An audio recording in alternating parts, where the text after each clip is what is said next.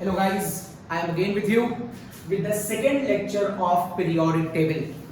In the first lecture, I have told you about the group number, period number, block कैसे निकालेंगे, सारे atomic number आपको poem की form में मैंने याद कराए कि वो कैसे करेंगे। मैंने आपको इलेक्ट्रॉनिक कॉन्फ़िगरेशंस को रिलेट करके S block, P block, D block, F block बताया। एक्टिनाइड के बारे में बहुत अच्छा बताया। मैंने कहा था एक्टिनाइड अगर आप बाउल रूल से देखेंगे तो आपको लगेगा कि वो एफ ब्लॉक में है, लेकिन अगर आप मेंडलीव टेबल को ध्यान में रख के देखेंगे तो आपको ध्यान रखना पड़ेगा कि लैंथेनाइड में लैंथेनम का आखिरी इलेक्ट्रॉन एफ में ना जाकर के डी में जाता है। और ऐसा क्यों करता है? क्योंकि उन दोनों के एनर्जी लेवल लगभग बराबर हो जाते हैं और जैसे जैसे एटम बड़ा होता जाता है वैसे वैसे energy gap between the subshells कम होते जाते हैं, इसलिए हायर एटॉमिक नंबरों में ये वेरिएशन आता है। उसके बाद मैंने आपको एटॉमिक रेडियस के बारे में बताया था लास्ट लेक्चर में, रेडियस का जनरल ट्रेंड बताया था और फिर ये भी बताया था कि रेडियस को मेमोराइज नहीं किया जा सकता क्योंकि अलग अलग कंपाउंडों में एटम के ऊपर अलग अलग इफेक्ट लगते हैं जिसकी वजह से उसका एटॉमिक रेडियस घटता और बढ़ता है। मैंने ये भी बताया था कि एटॉमिक रेडियस को एग्जैक्टली काउंट नहीं किया जा सकता क्योंकि उसका इलेक्ट्रॉनिक क्लाउड कहाँ तक फैला है ये हमें एग्जैक्टली नहीं मिल पाता। तो इस तरह की कुछ प्रॉब्लम्स एटॉमिक रेडियस के साथ हैं। फिर भी हमारे पास एक जनरल ट्रेंड है कि हम कैसे केमिस्ट्री को पढ़ें। ओके, उसके बाद मैंने आपको लैंथेनाइड कॉन्ट्रैक्शन के बारे में अच्छा बताया, स्क्रीनिंग इफेक्ट के बारे में। डी और एफ, एस और पी को मैंने वॉल माना था, डी को मैंने विंडो माना था, एफ को मैंने डोर माना था। डोर से आदमी अंदर आ सकता है जिसको मैंने लैंथेनाइड कॉन्ट्रैक्शन कहा था। यहाँ पर दो अच्छे क्वेश्चन बनाए थे। एल्युमिनियम और गैलियम का एटॉमिक रेडियाई बराबर क्यों हो जाता है इवन दो वो एक ही ग्रुप में ऊपर नीचे हैं, ये बड़ा सरप्राइजिंग था हमारे लिए। उसी तरह जर्कोनियम और हाफमोनियम का एटॉमिक रेडियाई बराबर क्यों हो जाता है क्योंकि जर्कोनियम के पहले डी सबशेल था और हाफमोनियम के पहले एफ सबशेल था और एफ के अंदर लैंथेनाइड कॉन्ट्रैक्शन नाम का कीवर्ड आपने यूज किया था। फिर मैंने आपको कोवेलेंट रेडियाई बताया था, वंडर वॉल रेडियाई बताया था, मेटेलिक रेडियाई बताया था, वहीं पर मेटेलिक बॉन्ड भी बता दी थी मैंने आपको इलेक्ट्रॉन सी मॉडल के अकॉर्डिंग, इलेक्ट्रॉन सी मॉडल से। और इस तरीके से आखिरी हेडिंग थी मेरी Z upon E ratio of iso electronic. ये मेरा आपका पहला लेक्चर था। अब मैं आ रहा हूं सेकंड लेक्चर में जहां पर मैं बताने जा रहा हूं आयोनाइजेशन पोटेंशियल के बारे में और इलेक्ट्रॉन एफिनिटी के बारे में। तो पहली बात तो आयोनाइजेशन पोटेंशियल होता क्या है? किसी एटम के आउटर मोस्ट शेल जो सबसे लूजली बॉन्डेड इलेक्ट्रॉन होता है, किसी एटम के, मान लीजिए this is my atom nucleus और यहां पर मैं मान लेता हूं it is a first shell, it is my second shell and it is my third shell. This is about the sodium. Just suppose यहां पर 2 है, यहां पर 8 है और यहां पर 1 है। ऑब्वियस ही बात है यही वाला इलेक्ट्रॉन सबसे लूजली बॉन्डेड होगा थ्रू द न्यूक्लियस और इसी को मैं आउटर मोस्ट शेल कह रहा हूं, आउटर मोस्ट इलेक्ट्रॉन कह रहा हूं। एक बात आपको और मालूम होगी, ये अंदर की तरफ इंटरैक्टेड होगा बाय द कूलम्बिक फोर्स। अब इस इलेक्ट्रॉन को बाहर निकालने के लिए तुम्हें एनर्जी लगानी पड़ेगी कि नहीं? ऑब्वियस ही बात है, तुम जेब में अगर कुछ पैसे रखे हो और तुम्हारी जेब से मैं पैसे निकालना चाहूं तो मुझे कुछ एनर्जी लगानी पड़ेगी, मुझे तुम्हारा विरोध करना पड़ेगा और तुम्हारा विरोध करने के लिए जो सर्टेन अमाउंट ऑफ एनर्जी मैं यहां अप्लाई करूंगा इस इलेक्ट्रॉन को बाहर निकालने के लिए, उस एनर्जी का ही नाम आयोनाइजेशन पोटेंशियल या आयोनाइजेशन एनर्जी होता है।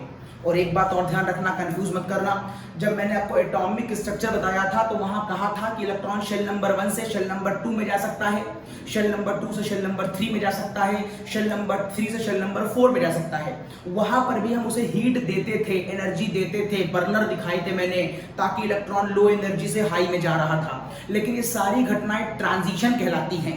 अगर आप शेल नंबर चेंज करते हैं तो घटना का नाम है ट्रांजिशन, लेकिन मैं यहाँ ट्रांजिशन नहीं बोल रहा हूँ बच्चों, आयोनाइजेशन बोल रहा हूँ।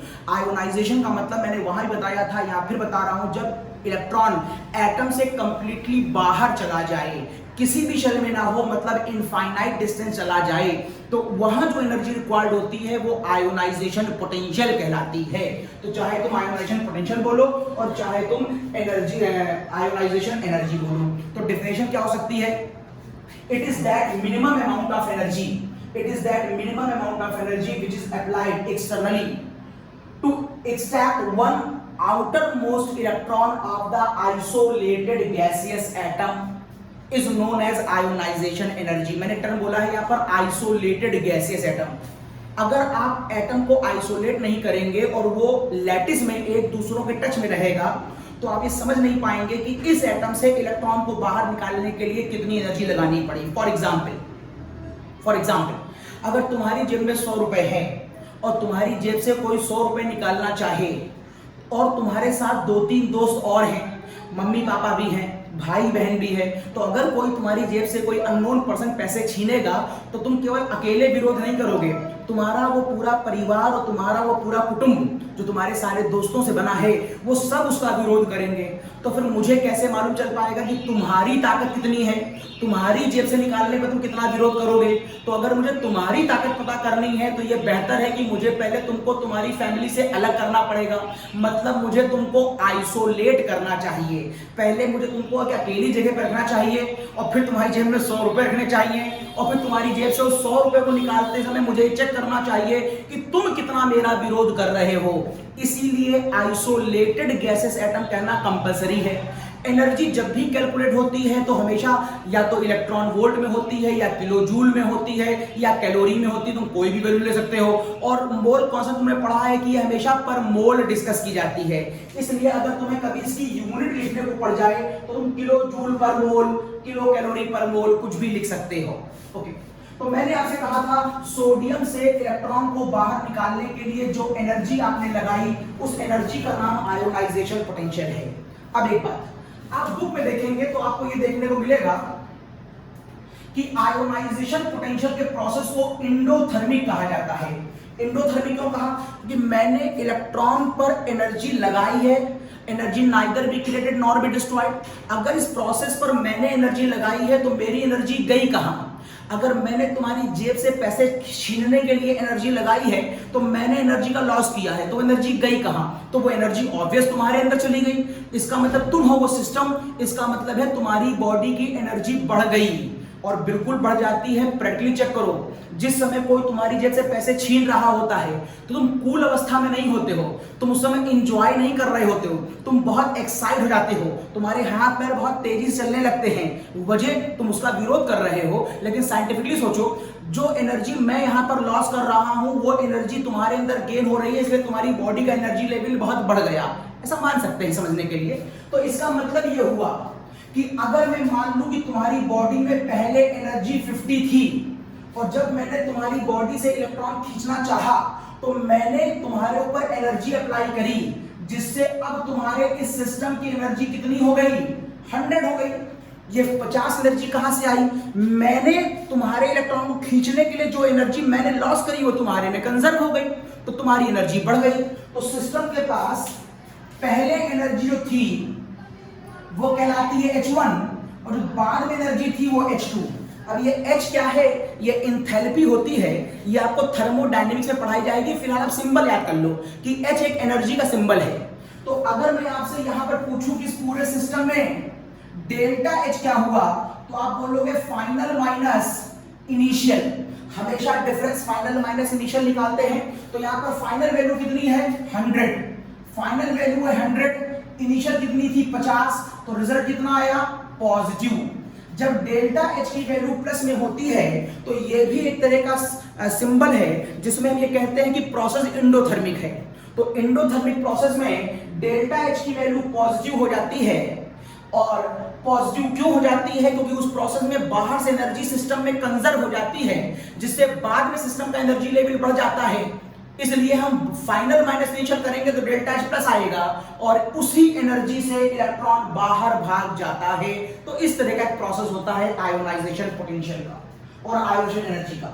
Now my next question is this was my first question, जहां पर मैं पूछना चाह रहा था आपसे कि आयोनाइजेशन एनर्जी होती क्या है, ये एंडोथर्मिक क्यों होती है, ये किलो जूल पर मोल में क्यों शो होती है, उसका ये एक्सप्लेनेशन था।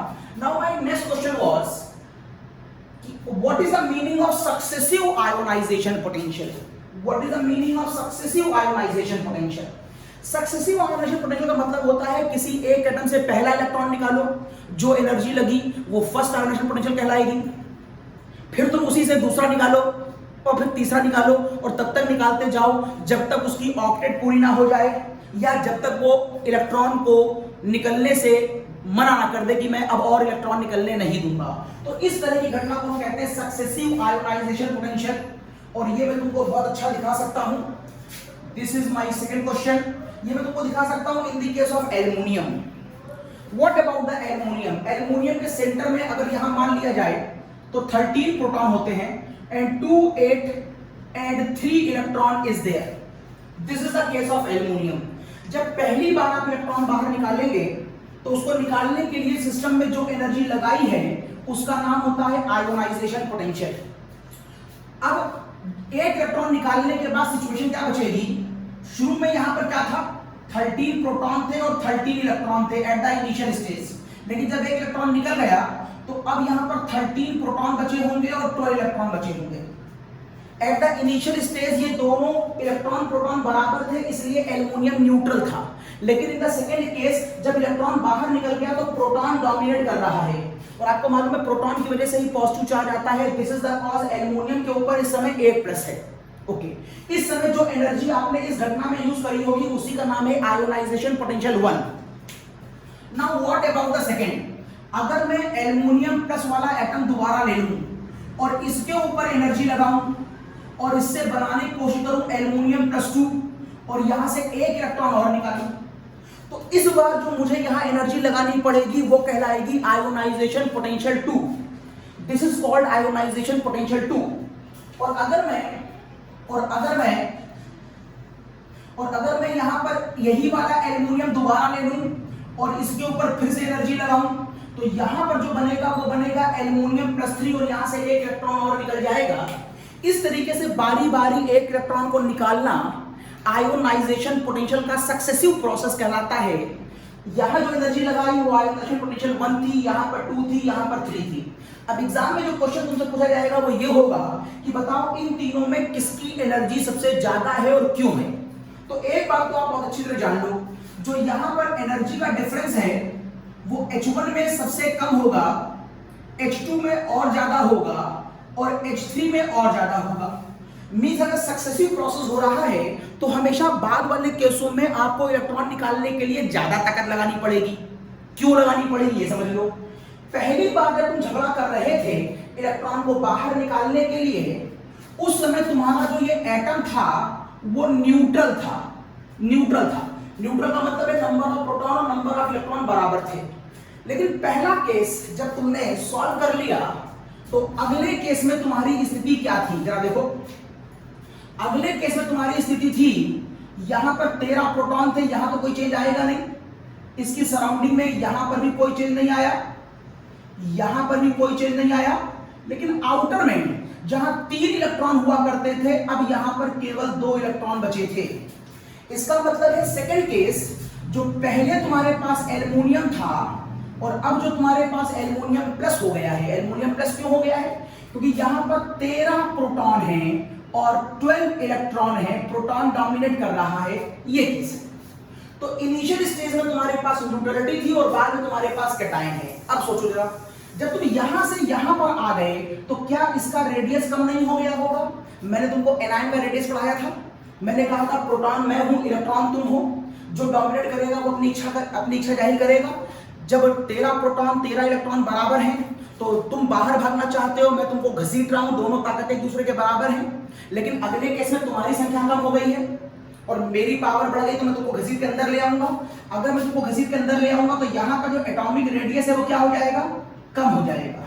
और अगर यहाँ का एटॉमिक रेडियस कम हो जाएगा तो इलेक्ट्रॉनों के ऊपर लगने वाला फोर्स ऑफ अट्रैक्शन, इलेक्ट्रॉनों के ऊपर लगने वाला फोर्स ऑफ अट्रैक्शन इसके कंपैरिजन में बहुत बढ़ जाएगा।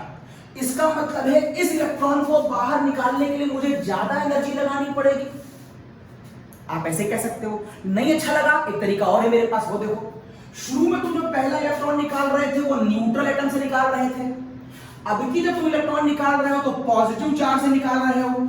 ऑब्वियस सी बात है, पॉजिटिव चार्ज से इलेक्ट्रॉन निकालोगे तो पॉजिटिव और नेगेटिव में वैसे ही इंटरेक्शन बहुत ज्यादा होगा, तो तुमको इस इलेक्ट्रॉन को बाहर निकालने में बहुत ज्यादा एनर्जी लगानी पड़ेगी। तो फर्स्ट केस के कंपैरिजन में सेकेंड केस में आयोनाइजेशन पोटेंशियल ज्यादा हो जाता है। उसकी दो वजह तुम बता सकते हो। एक तो एटॉमिक रेडियस कम हो गया होगा, जिसकी वजह से न्यूक्लियस से आउटर मोस्ट इलेक्ट्रॉन की दूरी कम हो गई होगी, तो इलेक्ट्रॉन को बाहर निकालना मेरे लिए मुश्किल हो जाएगा। या तुम कह सकते हो कि सेकंड केस में एल्युमिनियम पॉजिटिवली चार्ज हो गया है और चार्ज पार्टिकल से, पॉजिटिव चार्ज पार्टिकल से इलेक्ट्रॉन को निकालना मुश्किल होगा। Same as in the case of third तुम बोल सकते हो। अगर मैं थर्ड केस की बात करूंगा तो तुम इसी डायग्राम को आगे बढ़ा दो। अगर मैं थर्ड केस की बात करूंगा तो अभी डायग्राम कैसा हो जाएगा, यहां 13 प्रोटॉन है, यहां 2 है, यहां पर 8 है और इसकी आउटर मोस्ट शेल में अब केवल 1 इलेक्ट्रॉन बचा है। इसका मतलब सिचुएशन यहां पर कुछ ऐसी है कि 13 प्रोटॉन है और 11 इलेक्ट्रॉन है। इसका मतलब है इस समय ये एल्युमिनियम +2 चार्ज हो चुका है। Proton is dominating by 2 electron, proton is dominating by 2 number. There is 13 proton and 11 electron. इसका मतलब है कि इसका एटॉमिक रेडियस अब और कम हो गया होगा, क्योंकि मेरी ताकत लगातार फिक्स है और तुम्हारी ताकत लगातार कम होती जा रही है। तुमका मतलब इलेक्ट्रॉन, तो मैं तुमको घसीट कर अंदर लाता जाऊंगा। अगर मैं तुमको घसीट कर अंदर लाऊंगा तो रेडियस कम होता जा रहा है, रेडियस कम होता जा रहा है तो न्यूक्लियस का इसके ऊपर फोर्स ऑफ अट्रैक्शन बढ़ता जा रहा है, तो इलेक्ट्रॉन को बाहर निकालना अब और मुश्किल हो जाएगा।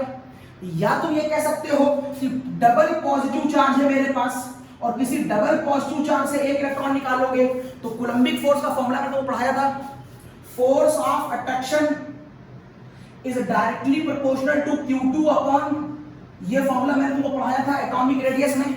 जैसे जैसे चार्ज बढ़ता जा रहा है वैसे वैसे दो चार्जों के बीच का मल्टीप्लाई बढ़ता जाएगा। शुरू में ये वाला केस न्यूट्रल था, ना यहाँ कोई चार्ज था ना यहाँ कोई चार्ज, तो फोर्स ऑफ अट्रैक्शन बहुत कम मान लो।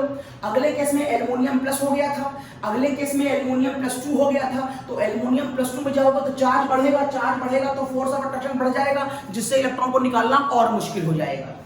तो इस तरीके से मैं कह सकता हूं कि सक्सेसिव आयोनाइजेशन पोटेंशियल लगातार बढ़ता जाता है। स्क्रीनशॉट लीजिए इसका। यस, तो मैंने आपको 2 क्वेश्चन करा दिए। पहला डिफाइन करा दिया what is ionization potential, why it is endothermic and why it's value is always in positive. ये एनर्जी होती है इसलिए किलोजूल में रखा। फिर first ionization potential, second ionization potential और थर्ड आयोनाइजेशन पोटेंशियल मतलब क्या है, एक इलेक्ट्रॉन को बाहर निकालने में जो एनर्जी रिक्वायर्ड हो रही है वही IP1, IP2 और IP3 कहला रही है। उनमें सबसे ज्यादा कौन होगा, IP3 होगा। क्यों होगा, हर एक इलेक्ट्रॉन निकालने के बाद रेडियस कम होता जा रहा है और रेडियस कम होता जा रहा है तो एनर्जी हमें हर बार ज्यादा लगानी पड़ेगी। ठीक, now I am moving on the next study. ये कहा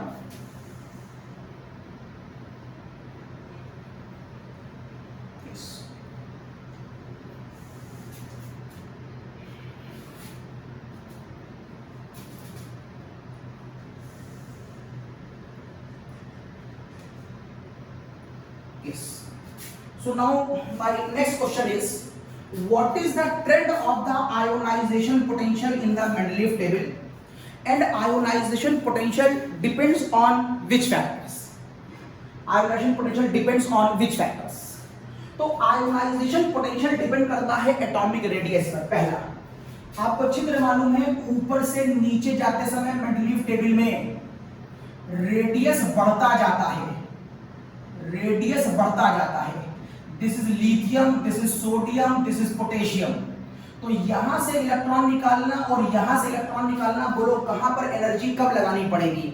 मैंने पहले कह दिया है, अगर रेडियस ज्यादा होगा तो न्यूक्लियस से आउटर मोस्ट इलेक्ट्रॉन के बीच डिस्टेंस ज्यादा होगी और फोर्स ऑफ अट्रैक्शन का फॉर्मूला अगर फिर से एक बार यूज कर लिया जाए तो फॉर्मूला होता है ये देखिए। इस केस में चार्जेस तो काम नहीं कर रहे हैं लेकिन रेडियस को ध्यान दीजिए। रेडियस, इस केस में रेडियस सबसे ज्यादा है। अगर रेडियस ज्यादा हो जाएगा तो फोर्स ऑफ अट्रैक्शन बिटवीन इसके और इसके कम हो जाएगा। अगर फोर्स ऑफ अट्रैक्शन कम होगा तो यहां से इलेक्ट्रॉन निकालना आसान हो जाएगा। ये एटम बहुत छोटा है तो रेडियस बहुत कम होगा। अगर रेडियस कम होगा तो फोर्स ऑफ अट्रैक्शन ज्यादा होगा। अगर यहाँ अट्रैक्शन ज्यादा है तो यहाँ से इलेक्ट्रॉन निकालना मुश्किल होगा। मींस ऊपर से नीचे आते समय आयोनाइजेशन पोटेंशियल क्या कर रहा है, डिक्रीज। और आपने हाई स्कूल में एक पॉइंट पढ़ा था कि एटॉमिक रेडियस बाकी सारी प्रॉपर्टी का इनवर्स होता है। तो एटॉमिक रेडियस आयोनाइजेशन पोटेंशियल का इनवर्स होता है। आप चाहे तो रट्टा मार सकते हैं, लेकिन समझ भी लीजिए कि ऊपर से नीचे आने पर एटॉमिक रेडियस क्यों बढ़ता है, क्योंकि शेल बढ़ती है। तो आईपी कम क्यों हो जाता है, क्योंकि जब शेल बढ़ जाएगी तो न्यूक्लियस से आउटर मोस्ट इलेक्ट्रॉन की दूरी बढ़ जाएगी, जिससे न्यूक्लियस से आउटर मोस्ट इलेक्ट्रॉन पर फोर्स ऑफ अट्रैक्शन कम हो जाएगा, और इस वजह से आउटर मोस्ट इलेक्ट्रॉन को निकालना मेरे लिए आसान हो जाता है, मतलब हमें कम एनर्जी लगानी पड़ती है। ओके, क्या होता है जब हम मिडलिफ टेबल में लेफ्ट से राइट जाते हैं? अगर हम मिडलिफ टेबल में लेफ्ट से राइट जाएं तो क्या होगा? आपको अच्छी तरह मालूम है, आपने हाई स्कूल में पढ़ा है कि आगे जाने पर नंबर ऑफ शेल फिक्स रहती है, नंबर ऑफ शेल फिक्स रहती है, लेकिन केवल एटॉमिक नंबर, जिसको आप Z कहते हैं, दैट इज प्रोटॉन, केवल एटॉमिक नंबर बढ़ रहा होता है। लेकिन आपने तो हाई स्कूल में एक पॉइंट पर हमें लगता है कि आपने इसे मेमोराइज भी कर लिया था कि आगे जाने पर एटॉमिक रेडियस कम होता है और आयोनाइजेशन पोटेंशियल बढ़ जाता है। आप चाहे तो कह सकते हैं कि सर एटॉमिक रेडियस आगे जाने पर कम होता है, बिल्कुल ठीक है। अगर मैं आपसे पूछूं क्यों कम होता है, अगर मैं पूछूं क्यों कम होता है, तो आप कह रहे हैं कि सर आगे जाने पर एटॉमिक रेडियस कम हो जाता है, और मेरा क्वेश्चन है कि ये क्यों कम हो जाता है, और मेरा क्वेश्चन है कि कम क्यों हो जाता है। इसके पीछे आप वजह बताएंगे कि सर रेडियस का फॉर्मूला पढ़ा है मैंने एटॉमिक स्ट्रक्चर में, is n square upon z। लेकिन मैंने आपको आज फर्स्ट लेक्चर बताया था कि z हम तब बोलते हैं जब मोनो इलेक्ट्रॉनिक सिस्टम होता है, लेकिन हम अब डिस्कस कर रहे हैं मल्टीपल इलेक्ट्रॉनिक सिस्टम के लिए, तो मैं z स्टार बोलूंगा। और मैंने आपको इससे पहले वाली क्लास में z स्टार निकालना भी बताया है, कैलकुलेट करना बताया है, और मैंने बकायदा सोडियम और मैग्नीशियम इन दोनों का z स्टार निकाल के दिखाया था, और शायद इसका z स्टार 2.2 आया था, और शायद इसका z स्टार 2.85 आया था। इसका मतलब मेंडलीव टेबल में आगे जाने पर, लेफ्ट से राइट जाने पर, ये प्रूफ होता है कि z स्टार बढ़ रहा है। ये मैथमेटिकली प्रूफ किया था मैंने। और अगर z स्टार बढ़ रहा है, ये देखिए z स्टार बढ़ रहा है, जबकि नंबर ऑफ शेल यहां पर क्या है, कांस्टेंट है, क्योंकि जब आप आगे जाते हैं तो शेल चेंज नहीं होती, तो अगर z स्टार बढ़ेगा तो रेडियस कम ही तो हो जाएगा।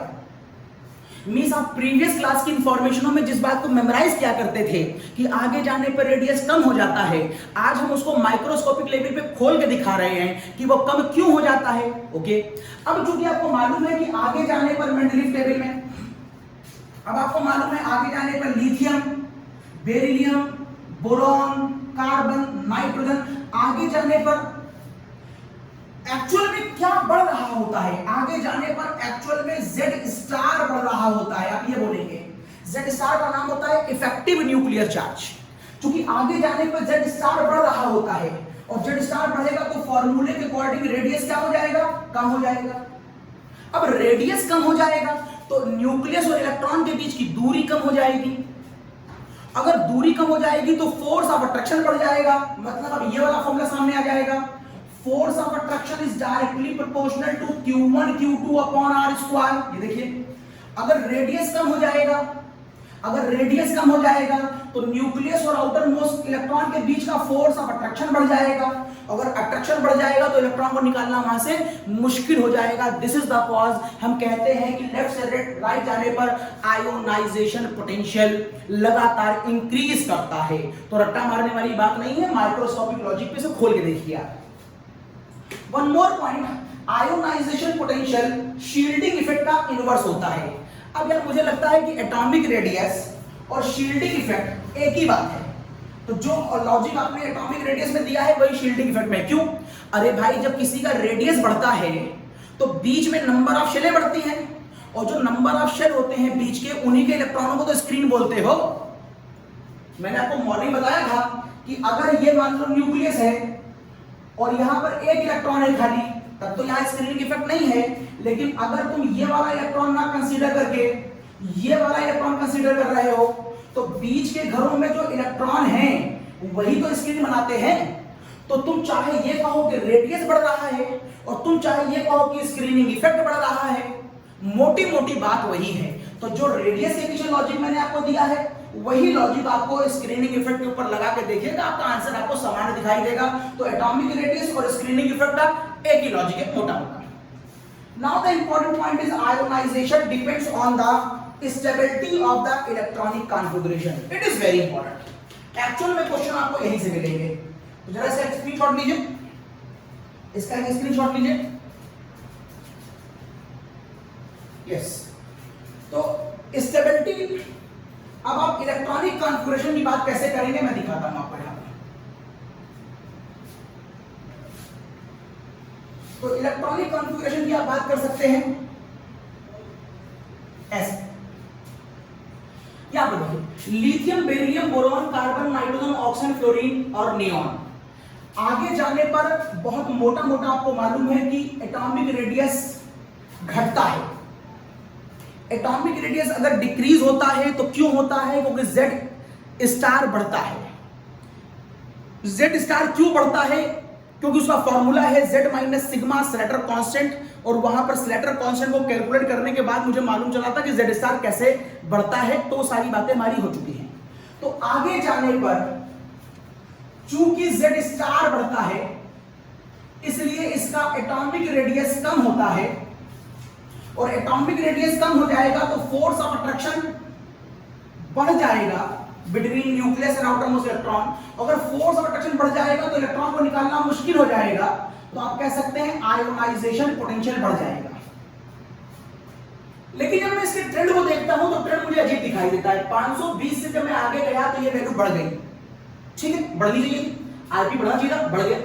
लेकिन जब मैं यहां से इधर गया तो बढ़ा, यहां गया तो घट गया। इसका मतलब है ये अपने पहले वाले से बड़ा है और ये अपने बाद वाले से बड़ा है। बस यही क्वेश्चन आपसे एग्जाम में पूछा जाएगा कि बेरिलियम का आयोनाइजेशन पोटेंशियल अपने आगे पीछे दोनों से बड़ा क्यों है और ये नॉर्मल ट्रेंड को डिस्टर्ब क्यों कर रहा है। फिर आगे जाने पर बढ़ना चाहिए, देखिए बढ़ गया। आईपी बढ़ना चाहिए, देखिए बढ़ गया। आगे जाने पर बढ़ना चाहिए, देखिए बढ़ गया। लेकिन आगे जाने पर बढ़ना चाहिए, देखिए 1400 से 1300 हो गया। इसका मतलब नाइट्रोजन की वैल्यू फिर से अपने आगे पीछे वाले से बड़ी है। नाइट्रोजन इससे भी बड़ा है और नाइट्रोजन इससे भी बड़ा है, तो ये क्वेश्चन एग्जाम में आएगा क्यों बड़ा है। फिर आगे जाने पे बढ़ना चाहिए, बढ़ गया। आगे जाने पे बढ़ना चाहिए, बढ़ गया। तो कुल मिलाकर यहाँ पर दो अच्छे क्वेश्चन बनते हैं कि जो नॉर्मल ट्रेंड है उसके अगेंस्ट बेरिलियम का आईपी अपने दोनों से बड़ा क्यों है।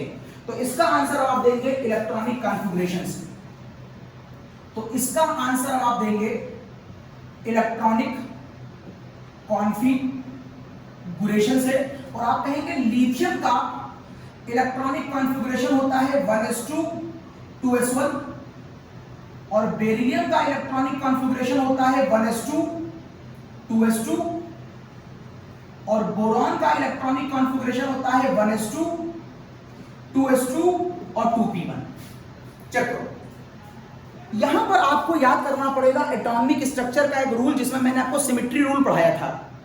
सिमेट्री रूल का मतलब स्टेबिलिटी रूल, जहां पर मैंने आपको बताया था कि किसी भी सबशेल की स्टेबिलिटी दो जगह ज्यादा होती है, या तो वो हाफ फिल हो या फिर वो फुल फिल हो। यहां पर देखिए, यहां पर आपको ये वाला घर जो दिख रहा है ये हाफ फिल है, तो इसकी स्टेबिलिटी कितनी है मैंने बताई थी, हाफ फिल में उसकी स्टेबिलिटी 99% होती है। यहां पर देखिए ये घर फुलफिल हो गया, और फुलफिल होने पर उसकी स्टेबिलिटी कितनी होती है 100% होती है। तो यहां से यहां पर जाने पर, यहां से यहां पर जाने पर इलेक्ट्रॉन को बाहर निकालना मुश्किल है। उसकी एक नहीं दो वजह दिख गई। एक तो यहां से यहां जाने पर रेडियस कम हो रहा है, दूसरा यहां से यहां जाने पर स्टेबिलिटी 99% से 100% भी हो रही है। This is the cause beryllium से इलेक्ट्रॉन निकालना बहुत मुश्किल होगा इन कंपेयर टू लिथियम। ये बात तो ठीक है, लेकिन जब मैं इसके बाद यहां पर आता हूं पी में, तो देखिए ये घर ना हाफ फिल है ना फुल फिल है। इसके जस्ट बाद में आने वाला घर ये भी 2 है, ये भी 2 है, लेकिन एक घर पूरा कंप्लीटली फिल्ड है और एक घर ना हाफ फिल है ना फुल फिल है, जिसकी वजह से आप कहेंगे कि इसकी स्टेबिलिटी तो बहुत ज्यादा होगी।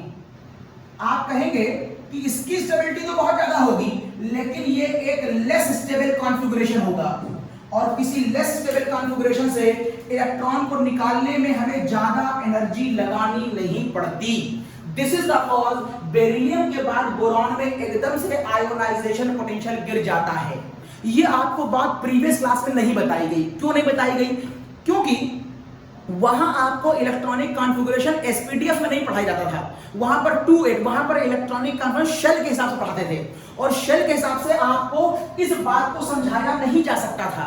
इसलिए प्रीवियस क्लासेस में जनरल ट्रेंड बोल देते हैं कि आगे जाने पर एटॉमिक रेडियस घट रहा है तो आईपी बढ़ रहा है, लेकिन यहां पर आकर हमने उसे माइक्रोस्कोपिक कर दिया। हम एक एक इलेक्ट्रॉन पर ध्यान दे रहे हैं और एक एक इलेक्ट्रॉन पर ध्यान देने मालूम चला कि यहां से यहां पर तो बढ़ा, लेकिन यहां से यहां पर बढ़ना चाहिए था लेकिन घट गया। एग्जाम में यही क्वेश्चन आएगा। और क्यों घट गया? क्योंकि इसका इलेक्ट्रॉनिक कॉन्फिगरेशन स्टेबल है और इसका इलेक्ट्रॉनिक कॉन्फिगरेशन अनस्टेबल है। ओके, अब हम आगे बढ़ते हैं। बोरॉन से जरा कार्बन की तरफ जाओ। अगर मैं बोरॉन से कार्बन जाऊंगा तो ये होता है 6, that is 1s2 2s2 2p2। अगर तुम इसका डायग्राम ओपन करो तो तुम पाओगे कि ये वाला घर ना हाफ फिल है ना फुल फिल है, ये भी ना हाफ फिल है ना फुल फिल है, ये भी ना हाफ फिल है ना फुल फिल है। इसका मतलब है कि यहां पर इस इलेक्ट्रॉन के आने से स्टेबिलिटी की सेहत पर कोई फर्क नहीं पड़ा। मींस यहां सिमेट्री रूल नहीं लगा, तो फिर वो जनरल ट्रेंड, आगे जाने पर एटॉमिक रेडियस कम होता है, आईपी बढ़ता है। आगे जाने पर एटॉमिक रेडियस कम होता है और आईपी बढ़ता है। ठीक है बात? लेकिन जैसे मैं यहां से नाइट्रोजन की तरफ जाता हूं, मींस मैं जब कार्बन से नाइट्रोजन जाता हूं तो मैं देखता हूं ये हो जाता है 1s2 2s2 और 2p3। और 2p3 को देखो तो यहां पर ये वापस ऐसे हो जाएगा। अगर ऐसे हो गया तो ये वापस फिर क्या हो गया? ये हाफ फिल हो गया। और हाफ फिल होते ही उसकी स्टेबिलिटी कितनी हो जाएगी? 99 हो जाएगी। इसका मतलब ये एकदम से एक्स्ट्रा स्टेबल हो जाएगा। और अगर ये एक्स्ट्रा स्टेबल हो जाएगा तो यहां से इलेक्ट्रॉन निकालना बहुत मुश्किल होगा। इसीलिए देखिए यहां पर 800 से 1000 हुआ, 200 बढ़ा था, और यहां पर 1000 से 1400 हो गया, एकदम से 400 बढ़ गया। वजह क्योंकि हम यहां से यहां पर जब जाते हैं तो हमें फिर से एक्स्ट्रा स्टेबिलिटी मिलती है, और किसी एक्स्ट्रा स्टेबल स्पीशीज से इलेक्ट्रॉन निकालना मेरे लिए मुश्किल होगा। लेकिन जब मैं नाइट्रोजन से ऑक्सीजन जाता हूं, नाइट्रोजन से ऑक्सीजन जाने पर आयोनाइजेशन पोटेंशियल बढ़ना चाहिए, जनरल ट्रेंड है। लेकिन देखिए 1400 कितना हो गया? 1300। एग्जाम में यही क्वेश्चन आएगा कि क्या वजह है कि ऑक्सीजन का आईपी नाइट्रोजन से कम होता है?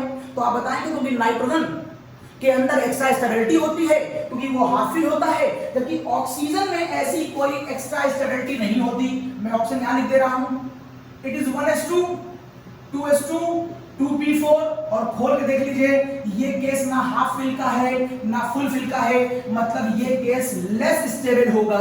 This is the cause oxygen का आईपी कम होगा। तो आपसे क्वेश्चन एग्जाम में दो ही जगह आएंगे, बेरिलियम का बोरॉन से कंपैरिजन पूछेगा और नाइट्रोजन का ऑक्सीजन से पूछेगा। उसके बाद सिंपल ट्रेंड है, आगे जाने पर एटॉमिक रेडियस कम होता है, आईपी बढ़ता है, ठीक है। आगे जाने पर एटॉमिक रेडियस कम होता है और आईपी बढ़ता है, ठीक है। वैसे आपको याद होगा यहां से यहां पर जाने पर एटॉमिक रेडियस एक बार फिर बढ़ता है, यहां से यहां पर जाने पर एटॉमिक रेडियस फिर बढ़ता है, क्योंकि घर के अंदर जितने इलेक्ट्रॉन एकोमोडेट हो सकते हैं वो सारे के सारे यहां पहुंच जाते हैं। मींस अपनी लाइन में सबसे ज्यादा इलेक्ट्रॉन अपने घर के अंदर इसी के पास होते हैं। इसकी डेंसिटी इलेक्ट्रॉन की बहुत ज्यादा हो जाती है, तो जितना इसकी रेडियस कम होना चाहिए इसका उतना कम नहीं होता, कंपैरेटिवली ज्यादा होता है। फिर भी इसका आयोनाइजेशन पोटेंशियल 1600 से 2000, फिर 400 गया, यहां पर 1000 से 1400 400 गया, यहां पर 500 से लेकर लगभग 900, देखो 800 से 900, 500 से 900 400 गया, यहां पर 1000 से 1400 400 गया, और यहां पर फिर वही गैप दिखाई दे रहा है। इसकी वजह आपको मालूम है, ये इनर्ट गैस है। अगर ये इनर्ट गैस है तो इसकी ऑक्टेट पूरी हो गई होगी। अगर ये कंप्लीट ऑक्टेट वाली स्पीशीज है तो यहां से तो किसी भी इलेक्ट्रॉन को निकालना मेरे लिए बहुत मुश्किल होगा। इसीलिए इसका आयोनाइजेशन पोटेंशियल अपने ग्रुप में सबसे ज्यादा है। तो आपसे इस ट्रेंड पे क्वेश्चन आएगा, आप तैयार रहिएगा। आगे देखते हैं हम लोग, ये हटा रहे हैं।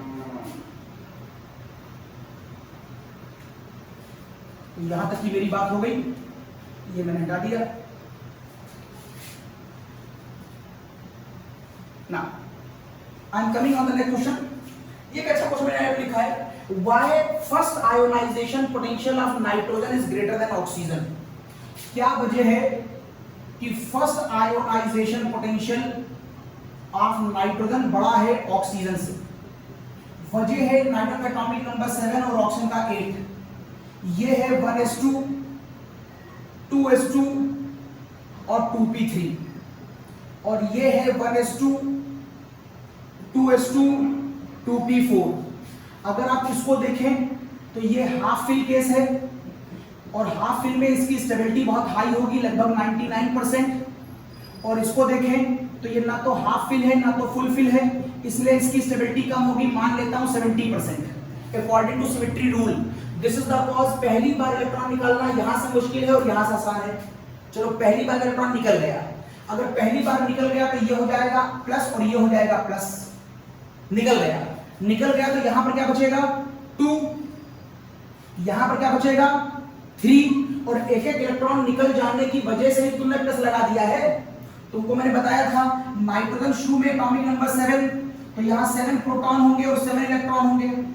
ऑक्सीजन का एटॉमिक नंबर 8, तो यहां 8 प्रोटॉन होंगे और 8 इलेक्ट्रॉन होंगे। लेकिन एक एक इलेक्ट्रॉन निकल जाने के बाद क्या होगा अगले केस में, आप कहेंगे यहां पर प्रोटॉन तो 7 होंगे लेकिन इलेक्ट्रॉन 6 होंगे, तो अगर ये डोमिनेट कर जाएगा तो प्रोटॉन का पॉजिटिव चार्ज ही तो आएगा, तो वही पॉजिटिव मैंने लगाया है। और यहां पर तुम कहोगे 8 प्रोटॉन रह जाएंगे और 7 इलेक्ट्रॉन रह जाएंगे, तो फिर ये डोमिनेट करेगा तो पॉजिटिव चार्ज ही तो आएगा। तो पॉजिटिव कैसे आया इसमें में आ गया। अब देखो अगर 2p3 हुआ तो स्थिति आ गई, मींस क्या वजह है कि सेकंड केस का आयोनाइजेशन पोटेंशियल ऑक्सीजन का बड़ा हो जाता है n से। पहले केस में n बड़ा है o से, पहले केस में n क्यों बड़ा है। फिर देखो पहला केस ये वाला केस था, उस समय यहां पर 3 लिखा था तो ये था, और पहला केस ऑक्सीजन का ये था, उस समय यहां 4 लिखा था तो ये केस ये था। जब पहला केस हम देखते हैं तो ये हाईली स्टेबल है, ये लेस स्टेबल है, ये पहला केस हो गया। अब एक इलेक्ट्रॉन निकालने पर अगली सिचुएशन क्या होगी, अब आपको एक इलेक्ट्रॉन निकालने के बाद एक यहां से कम करो, एक यहां से कम करो और यहां प्लस लगाओ, एक यहां से कम करो, एक यहां से कम करो और यहां प्लस लगाओ। अब बताओ अगर यहां से इलेक्ट्रॉन निकाले जाएं तो इलेक्ट्रॉन निकालना कहां से मुश्किल होगा। ध्यान से देखो, अब ये ना हाफ फिल है ना फुल फिल है, तो इसकी स्टेबिलिटी अब 99 नहीं बची, तो मैंने मान लिया इसकी स्टेबिलिटी 60% हो गई, इसे मान लिया आसपास। और यहां पर अब ये हाफ फिल हो गया, तो जो 70 था उसकी स्टेबिलिटी कितनी हो गई 99 हो गई, तो अब स्टेबल ये हो गया। This is the cause second time oxygen से इलेक्ट्रॉन निकालना मुश्किल होगा। ये क्वेश्चन बड़ा अच्छा है।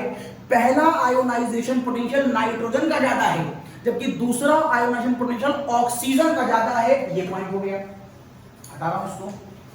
सेम एज अगला क्वेश्चन देखिए,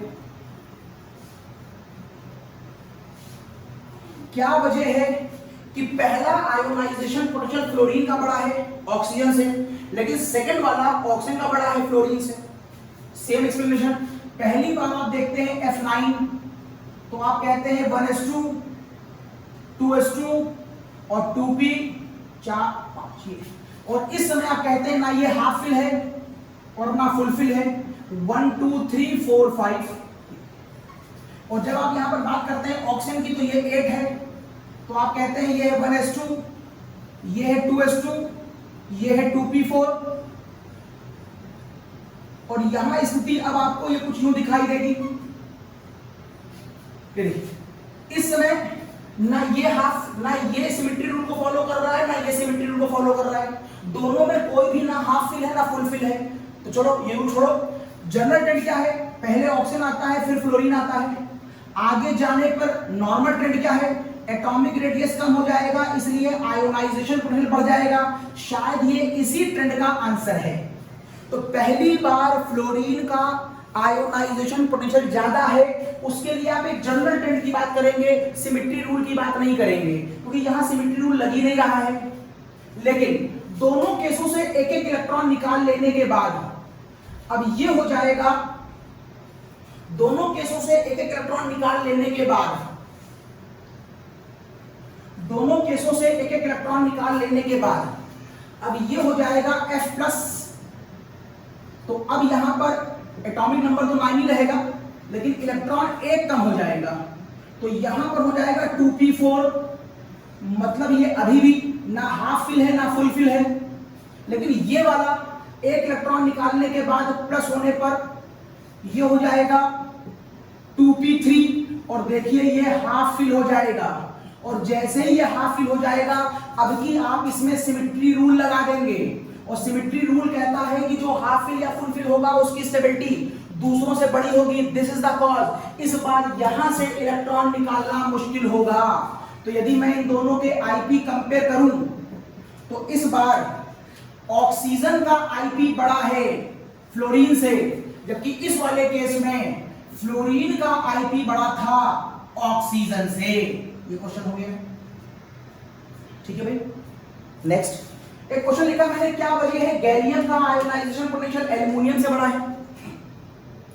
तो इसके पीछे जो क्वेश्चन बनाया गया है उसके पीछे वजह यह है कि जनरल ट्रेंड में ऐसा नहीं होना चाहिए था। जरा इसका जनरल ट्रेंड क्या है देखिए जरा।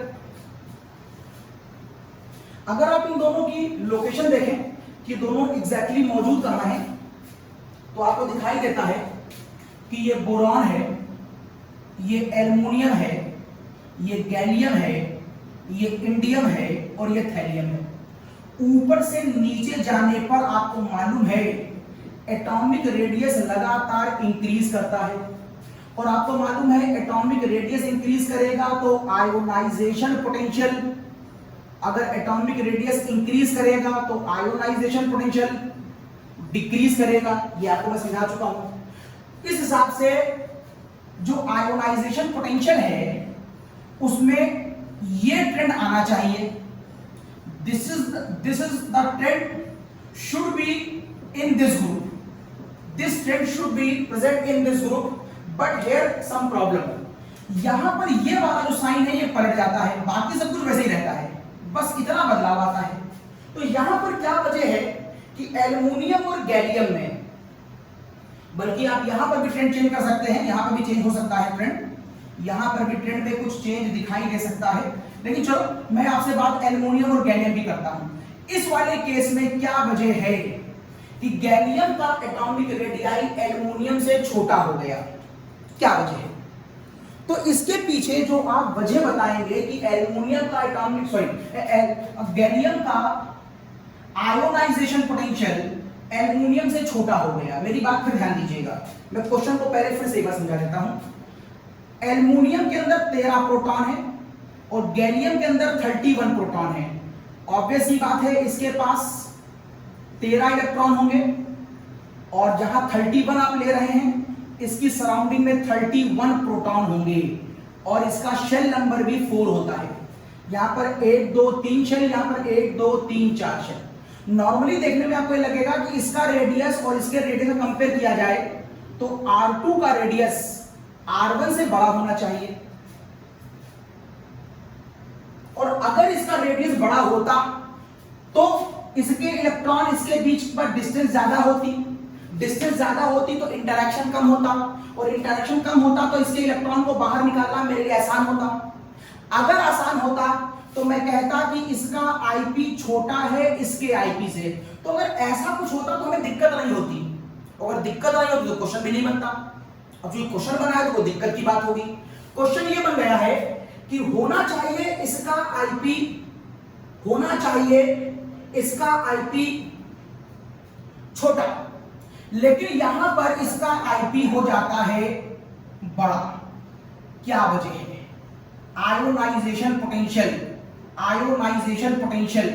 क्या वजह है कि गैलियम का आयोनाइजेशन पोटेंशियल एल्युमिनियम से बड़ा है, जबकि नॉर्मल ट्रेंड कहता है कि ये शेल नंबर 3 का एलिमेंट है, ये शेल नंबर 4 का एलिमेंट है, इसका रेडियस छोटा होगा, इसका रेडियस बड़ा होगा, तो यहां पर दूरी ज्यादा होगी, इलेक्ट्रॉन को बाहर निकालना आसान होगा, इसलिए इसका आईपी छोटा होना चाहिए, लेकिन गैलियम का आईपी बड़ा होता है। अब वजह सुन लीजिए, आपको थोड़ी देर पहले पिछले लेक्चर में मैंने स्क्रीनिंग इफेक्ट पढ़ाया था, और मैंने बताया था आपको कि गैलियम के अंदर डी ऑर्बिटल की बैड स्क्रीन काम करती है, जबकि एल्युमिनियम में एस और पी की गुड स्क्रीन काम करती है। मींस यहां पर जो इलेक्ट्रॉन हैं वो गुड स्क्रीन के हैं, और यहां पर जो इलेक्ट्रॉन हैं वो बैड स्क्रीन के हैं। इस बैड स्क्रीन को मैंने विंडो कहा था, इसको मैंने वॉल कहा था। अगर विंडो है, बैड स्क्रीन है, तो पहले तो न्यूक्लियस इस इलेक्ट्रॉन को घसीट कर अंदर ले आएगा ड्यू टू बैड स्क्रीन। अगर अंदर ले आएगा तो इसका रेडियस उतना ही बड़ा हो जाएगा जितना बड़ा एल्युमिनियम का है। यहां तो कोई चेंज नहीं होगा रेडियस का, क्योंकि यहां स्क्रीन बहुत अच्छी है, तो प्रोटॉन आउटर मोस्ट इलेक्ट्रॉन को इंटरैक्ट करेगा ही नहीं, क्योंकि ये वॉल की तरह काम कर रहा है, आउटर मोस्ट इलेक्ट्रॉन दिखा ही नहीं दे रहा है, तो इसका रेडियस तो उतना ही रहेगा। इसका रेडियस कुछ देर के बाद इसके बराबर हो जाएगा। अब दोनों के रेडियस हो गए बराबर। अब देखो, शेल नंबर 3 शेल नंबर 4 है, फिर भी रेडियस बराबर हो गए ड्यू टू स्क्रीनिंग इफेक्ट। अब इस इलेक्ट्रॉन को प्यार करना 31 लो, बराबर दूरी से, इसको प्यार कर रहे हैं 13 लोग बराबर दूरी से। अब दूरियां बराबर है लेकिन प्यार करने वाले लोग ज्यादा हैं, इसका मतलब है इसके ऊपर फोर्स ऑफ अट्रैक्शन ज्यादा लग रहा होगा, and this is the cause, यहां से इलेक्ट्रॉन को निकालना मेरे लिए आसान नहीं होगा, and this is the cause ionization potential of gallium is greater than aluminium. तो अगर आपको स्क्रीन फोटोलॉजी परफेक्टली मालूम है तो आप इस क्वेश्चन को इजीली कर ले जाएंगे। सेम क्वेश्चन आपको मैंने जर्कोनियम और हाफमोनियम में एक लॉजिक बताया था, जरा एक बार देख ले जर्कोनियम और हाफमोनियम का लॉजिक। मैंने आपसे कहा था कि अगर आप एफ ब्लॉक एलिमेंट को डिस्कस करें तो वहां पर आपको देखने को मिलता है जर्कोनियम एक डी ब्लॉक एलिमेंट है और हाफमोनियम भी एक डी ब्लॉक एलिमेंट है, लेकिन एक अंतर है, इसके पहले डी नाम की सबशेल प्रेजेंट होती है और इसके पहले एफ नाम की सबशेल प्रेजेंट होती है। ये डिफरेंस मैंने आपको पिछले लेक्चर में बताया था, और अगर ये डिफरेंस आपको याद रहा तो अब देखिए, ये शेल नंबर 5 का एलिमेंट है और ये शेल नंबर 6 का एलिमेंट है, ये शेल नंबर 5 का एलिमेंट है और ये शेल नंबर 6 का एलिमेंट है। इसका मतलब है इसकी सराउंडिंग में 3 4 5 वॉल है जर्कोनियम में मान लीजिए, और हाफमोनियम की सराउंडिंग में 1 2 3 4 5 6 वॉल है। तो नॉर्मली इसका रेडियस और इसके रेडियस में इसका रेडियस बड़ा होना चाहिए। जर्कोनियम का एटॉमिक नंबर 40 और हाफमोनियम का एटॉमिक नंबर 72, दिख रहा 72 में लिखा था, इट इज 72। तो यहां पर इस पर फोर्स और यहां पर इस पर फोर्स, नॉर्मली अगर आप सामान्य स्थितियों में देखें तो यहां शेल 5 है, यहां शेल 6 है, रेडियस इसका बड़ा होगा, तो रेडियस बड़ा होगा दूरी ज्यादा होगी, तो इलेक्ट्रॉन को निकालना आसान होना चाहिए। अगर इलेक्ट्रॉन को निकालना आसान होता तो कोई दिक्कत की बात नहीं होती, कोई क्वेश्चन नहीं बनता। लेकिन क्वेश्चन ये है कि इसका रेडियस हम सोच रहे हैं कि बड़ा है क्योंकि शेल नंबर 6 है, इस हिसाब से इसका आईपी कम होना चाहिए, लेकिन हाफमोनियम का आईपी बड़ा होता है जर्कोनियम से। फिर अजीब बात है, जब आप शेल चेंज करते हैं ऊपर से नीचे आते हैं तो शेल बड़ी होती है, जब शेल बड़ी होती है तो न्यूक्लियस से इलेक्ट्रॉन की दूरी बढ़ती है, इलेक्ट्रॉन को निकालना आसान होता है, तो आईपी कम होना चाहिए। इस हिसाब से हाफमोनियम का आईपी कम होना चाहिए, लेकिन हाफमोनियम का आईपी प्रैक्टिकली हमें ज्यादा मिलता है। अब वजह क्या है? वजह देखिए, इसके पहले डी नाम की शेल है जिसको मैंने विंडो कहा था, और इसके पहले एफ नाम की शेल है जिसको मैंने डोर कहा था। अगर डोर होगा तो मैंने कहा था ओपन डोर, तो इलेक्ट्रॉन इजीली बाहर से अंदर आ जाएगा। अगर अंदर आ जाएगा तो इसका रेडियस कम हो जाएगा। इस घटना का मैंने नाम बोला था, याद है? इसको मैंने बोला था लैंथेनॉइड कॉन्ट्रैक्शन। इसमें लैंथेनॉइड कॉन्ट्रैक्शन होता है जिसकी वजह से ये पूरी वॉल अंदर की तरफ चली जाती है, और अगर ये वॉल अंदर चली जाएगी तो इन दोनों के रेडियस अलग अलग नहीं, एक दूसरे के बराबर हो जाएंगे। अब दोनों के रेडियस बराबर हो गए। अब आउटर के इलेक्ट्रॉन पे 40 लोग फोर्स लगा रहे हैं और यहां पर आउटर के इलेक्ट्रॉन पे 72 लोग फोर्स लगा रहे हैं। ऑब्वियस 72 वाले लोग का फोर्स ज्यादा होगा तो इलेक्ट्रॉन को बाहर निकालना मुश्किल हो जाएगा। दिस इज द कॉज हाफमोनियम का आयोनाइजेशन पोटेंशियल जर्कोनियम से ज्यादा हो जाता है। हटाओ,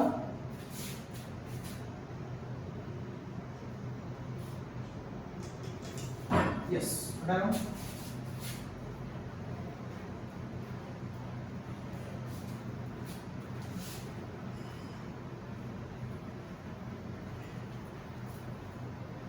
Yes. Now, one more question is important from the ionization potential, और वो क्वेश्चन है, मान लीजिए आपको कुछ ऐसे दिया गया हो, 3 एलिमेंट, एलिमेंट 1, एलिमेंट 2, एलिमेंट 3, और इन तीनों के ABC, और इन तीनों के आयोनाइजेशन पोटेंशियल दिए गए हैं 1 and 2। It is a successive ionization potential. पहली बार ये 500 है और दूसरी बार ये मान लीजिए 5000 है। पहली बार ये 700 है और दूसरी बार मान लीजिए 1600 है। पहली बार ये 2000 है, पहली बार ये 3000 है और दूसरी बार ये 5000 है। और मैं पूछ रहा हूं कि इस प्रैक्टिकल इंफॉर्मेशन को देख के बताओ कि कौन सा एलिमेंट इसमें ऐसा है जो एल्कली एलिमेंट है, कौन सा ऐसा है जो सॉइल एल्कली है, और कौन सा ऐसा है, और कौन सा इसमें ऐसा है जो हैलोजन की तरह काम कर रहा है, कौन सा ऐसा है जो हैलोजन की तरह काम कर रहा है। तो ये मेरे पास एक क्वेश्चन बनता है कि किस तरीके से इसे किया जाए, या चलो इसको कह दें कौन सा ऐसा है जो इनर्ट गैस की तरह काम कर रहा है। चलो ये चलो अब भाई एल्कली एलिमेंट कहां पर मौजूद है? एल्कली एलिमेंट मेंडलीफ में एकदम स्टार्टिंग में मौजूद है, जिसका इलेक्ट्रॉनिक कॉन्फ़िगरेशन, मान लो मैं सोडियम की बात करता हूं, तो सोडियम होता है 11, that is known as 1s2 2s2 2p6 3s1। In short on the level of high school आप कह सकते हैं ऐसे। आप देखिए इसका पहला इलेक्ट्रॉन बड़ी आसानी से निकाल सकते हैं आप। अगर पहला इलेक्ट्रॉन बड़ी आसानी से निकाल सकते हैं तो किस केस में पहला इलेक्ट्रॉन निकालना सबसे आसान है? ये वाला केस। यही समझ गया, यही वाला केस एल्कली का है। लेकिन ये जानना चाहते हैं कि दूसरे वाले केस में इतना बड़ा नंबर क्यों आ गया? क्योंकि इसके बाद आ गई है ऑक्टेट, और अगर ऑक्टेट आ गई है तो अब यहां से इलेक्ट्रॉन निकालना ऑब्वियस बहुत मुश्किल हो गया होगा। यस, अब यहां से इलेक्ट्रॉन निकालना बहुत मुश्किल हो गया होगा। And this is the cause, मैं समझ गया कि ये वाली जो लाइन है वो एल्कली एलिमेंट के लिए है, that is hydrogen, lithium, sodium, potassium. ये वाले एलिमेंट का आंसर ऐसे आएगा। यहां देखिए, पहले वाले का थोड़ा सा मुश्किल जरूर है इसे कंपैरिजन में, लेकिन दूसरा भी निकालना कोई बहुत मुश्किल नहीं है। ये प्रैक्टिकल आपको तभी मिलेगा जब आप मैग्नीशियम जैसे किसी एलिमेंट की बात कर लीजिए, just like 1s2 2s2 2p6 3s2, और on the high school level you can call it as like this 2a2। पहला इलेक्ट्रॉन भी आप यहां से निकाल सकते हैं, दैट इज 700, कोई खास एनर्जी नहीं लगानी पड़ी, और उसके बाद दूसरा इलेक्ट्रॉन भी आप थोड़ी मुश्किल से निकाल ले जाएंगे, दैट इज 1600। क्योंकि आपको मालूम है पहली सक्सेशन और दूसरे सक्सेशन में दूसरा तो हमेशा बड़ा होता ही है। बस अब यहां देखिए कि यहां पहले और दूसरे में ज्यादा गैप नहीं है, और यहां पहले और दूसरे में बहुत बड़ा गैप है। इतना बड़ा गैप तभी आएगा जब ऑक्टेट आ जाएगी, जबकि पहले और दूसरे में बड़ा गैप नहीं है, इसका मतलब ये ऑक्टेट नहीं आएगी। हाँ, अगर आप इसका तीसरा इलेक्ट्रॉन निकाल लेंगे तो वो फिर 5-6 हजार के आसपास तक पहुंच जाएगा, क्योंकि थर्ड में इसमें ऑक्टेट आ चुकी है। और लास्ट वाले को हम फिर से, हमें लगता है हैलोजन मान के कर लिया जाए, आसान लगेगा। हैलोजन मान के अगर हम करते हैं तो आपको अच्छी तरह मालूम है आगे जाने पर लगातार आयोनाइजेशन पोटेंशियल कम होता जाता है। तो यदि आप आगे जाने पर आयोनाइजेशन पोटेंशियल कम को चेक करें तो ये था lithium, beryllium, boron, carbon, nitrogen, oxygen, fluorine. और मैंने आपसे कहा था आगे जाने पर लगातार आयोनाइजेशन पोटेंशियल बढ़ता जाएगा, क्योंकि रेडियस लगातार क्या होता जा रहा था? जनरल ट्रेंड में रेडियस कम होता जा रहा था। रेडियस छोटा होता जाएगा तो इलेक्ट्रॉन को बाहर निकालना मुश्किल हो जाएगा। इसका मतलब इसका पहला इलेक्ट्रॉन निकालना ही मेरे लिए बहुत मुश्किल होगा, इसीलिए पहली बार एनर्जी भी मैंने बहुत ज्यादा रखी है। और जब पहला निकाल लिया तो पहला निकाल लेने के बाद अब ये क्या बन गया होगा? F+ बन गया होगा। अब F+ से दूसरी बार इलेक्ट्रॉन निकालना तो और मुश्किल होगा ही होगा, इसलिए यहां पर दूसरा नंबर भी ज्यादा आया। अगर ये तीनों प्रैक्टिकल एल्कली, सॉइल एल्कली और हाइड्रोजन के हैं, ये क्वेश्चन में दिया गया है, तो आप कहेंगे ये वाला एल्कली का होगा ग्रुप नंबर 1, ये वाला सॉइल एल्कली का होगा ग्रुप नंबर 2, और ये वाला हाइड्रोजन का होगा, दैट इज ग्रुप नंबर आप 17 कह सकते हैं, दैट इज ग्रुप नंबर 17। तो ऐसा भी क्वेश्चन आपकी टेक्स्ट बुक में अवेलेबल होगा, आप देखिएगा, और ऐसे क्वेश्चन भी एग्जाम में कई बार पूछे गए हैं। चलिए हम आगे बढ़ते हैं हमारे नेक्स्ट हेडिंग पर, जिसका नाम है इलेक्ट्रॉन एफिनिटी। अब मैं आ रहा हूं इलेक्ट्रॉन एफिनिटी की तरफ। अब साहब मुद्दा ये होता है कि इलेक्ट्रॉन एफिनिटी क्या होती है। तो साहब इलेक्ट्रॉन एफिनिटी के लिए कहा जाता है कि it is that amount of energy which is released when one और more electron entered in the outermost shell of the isolated gaseous atom। Isolate क्यों कह रहा हूं आप समझ गए होंगे, क्योंकि मैं केवल आपके बारे में पढ़ना चाहता हूं। अगर आपका परिवार आपके साथ होगा तो मैं आपके बारे में जान नहीं पाऊंगा, इसलिए मुझे आइसोलेशन चाहिए।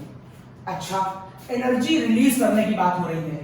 This is Cl, that is atomic number 17, it's configuration on the level of high school that is 287, और ये एक इलेक्ट्रॉन लेने के बाद बना लेगा Cl-। इस प्रोसेस में यहां से एनर्जी निकल जाती है, इसे कहते हैं एक्सोथर्मिक प्रोसेस। अब यदि आप जानना चाहें कि एनर्जी निकल क्यों जाती है, चलो आपको अच्छी तरह मालूम है, जब भी दुनिया में कोई बॉन्ड बनती है, पहले भी मैंने एक आध बार एटॉमिक बताया है, केमिकल बॉन्डिंग में और अच्छा बताऊंगा, अभी केमिकल बॉन्डिंग आपने नहीं पढ़ा होगा तो फिलहाल देखें। दुनिया में जब भी कोई बॉन्ड बनती है तो बॉन्ड बनना अच्छा है कि खराब है? बॉन्ड बनने से स्टेबिलिटी बढ़ती है कि घटती है? ऑब्वियस सी बात है, बॉन्ड बनना अच्छा है और बॉन्ड बनने से स्टेबिलिटी बढ़ती है। केमिस्ट्री में नहीं, सामान्य जीवन में जिसके जितने ज्यादा दोस्त हैं उतनी अच्छी बात है, आपको आवश्यकता पड़ेगी तो आपको हेल्प मिलेगी। जिसके जितने ज्यादा रिलेटिव हैं वो बहुत अच्छी बात है, आपको जरूरत पड़ेगी तो आपको हेल्प मिलेगी। जिसकी सोशल लाइफ बहुत अच्छी है, बहुत अच्छी बात है, क्योंकि उसके साथ बॉन्डिंग बहुत है। कुल मिलाकर बॉन्डिंग होना समाज में भी अच्छा है और यहाँ भी अच्छा है। जब कोई चीज फ्री स्टेट में होती है, मान लो ए नाम का एटम फ्री स्टेट में है और वो बी नाम के एटम से कंबाइन करने जा रहा है और कुछ देर के बाद वो अगर ए बी बनाता है, तो आप कहेंगे यहां के कंपैरिजन में ये ए बी नाम का क्रिस्टल स्टेबल है। और एक बात ध्यान रखिएगा, मैंने पहले बताया है, स्टेबिलिटी हमेशा एनर्जी का इनवर्स होती है। स्टेबिलिटी हमेशा एनर्जी का इनवर्स होती है। मैंने कहा था अगर पार्क में एक बुजुर्ग बैठे हैं और पार्क में एक बच्चा बैठा है, बताओ दोनों में किसकी एनर्जी ज्यादा होगी? ऑब्वियसली बच्चे की। लेकिन बच्चे की समाज में स्टेबिलिटी नहीं होती है, लेकिन बुजुर्ग की एनर्जी कम है, वो ज्यादा चल नहीं सकते, दौड़ नहीं सकते, लेकिन समाज में उनकी स्टेबिलिटी ज्यादा है। ये एक समान जीवन का एग्जाम्पल है जो आप यहां लगा लीजिए। तो जिसकी स्टेबिलिटी ज्यादा होती है उसकी एनर्जी कम होती है। जब आपने ए और बी के बीच में बॉन्ड बनाई है तो वहां पर स्टेबिलिटी आ गई होगी, क्योंकि बॉन्ड का बनना समाज में अच्छा होता है। और अगर इसकी स्टेबिलिटी आ गई होगी तो यहां पर एनर्जी कम हो गई होगी, क्योंकि यहां से कुछ एनर्जी निकल जाएगी। और एनर्जी कम होना अच्छी बात होती है। आप गुस्से में हैं तो ये अच्छा है कि आप शांत हैं, ये अच्छा है। आप गुस्से में हैं तो गलत बात है। आप जब शांत होंगे तो आपकी बॉडी का एनर्जी लेवल कम होगा और आप अच्छा सोच पाएंगे। तो हमेशा ध्यान रखिएगा। मैं मान लेता हूं इसकी एनर्जी 70 है और इसकी एनर्जी 50 है, तो शुरू में एनर्जी कितनी है मेरे पास? 120। और मान लिया यहां से मैंने यहां से इस पूरी घटना में 50 एनर्जी निकल गई। अगर 50 एनर्जी निकल गई तो यहां बची कितनी? यहां बची मेरे पास 70। तो अगर आप डेल्टा निकालें तो final minus initial, that is 70 minus 120, that is answer आएगा -50। तो एक खास बात, इलेक्ट्रॉन एफिनिटी एक एक्सोथर्मिक प्रोसेस होता है जिसमें एनर्जी निकल जाती है और इसका डेल्टा एच अगर कैलकुलेट किया जाए तो ये हमेशा निगेटिव में होता है। आयोनाइजेशन पोटेंशियल का डेल्टा एच हमेशा प्लस में होता है, तो वो इंडोथर्मिक था, और ये निगेटिव में होता है क्योंकि ये एक्सोथर्मिक है। यहां पर जो मैंने बॉन्डिंग का प्रोसेस बताया है, ये पूरी घटना ये यहां पर कैसे हो रही थी? अरे भाई, इसका न्यूक्लियस इस आने वाले इलेक्ट्रॉन से बॉन्ड ही तो बना रहा है, और अगर यहां पर भी इस तरह का बॉन्ड फॉर्मेशन होगा तो यहां पर भी वैसे ही एनर्जी निकलेगी जैसे ए और बी के केस में निकलती है। जो समान जीवन में होता है, जो ए बी में होता है, वही यहां पर भी हो रहा है। Cl का न्यूक्लियस इस इलेक्ट्रॉन से को बाइंड अप करेगा, बॉन्डिंग होगी तो स्टेबिलिटी बढ़ेगी तो एनर्जी लेवल कम हो जाएगा। Energy neither be created nor be destroyed, तो एनर्जी गई कहां? एनर्जी निकल गई तो बचे सिस्टम का एनर्जी लेवल कम हो गया।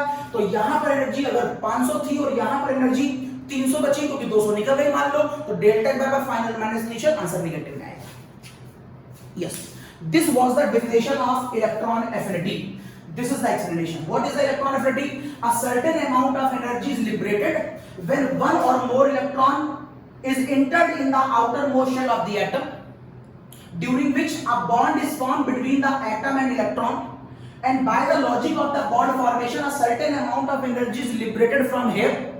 After the liberation of energy, if we calculate the initial and final energy level, then you will get that energy decreases, that is delta H comes with the negative sign.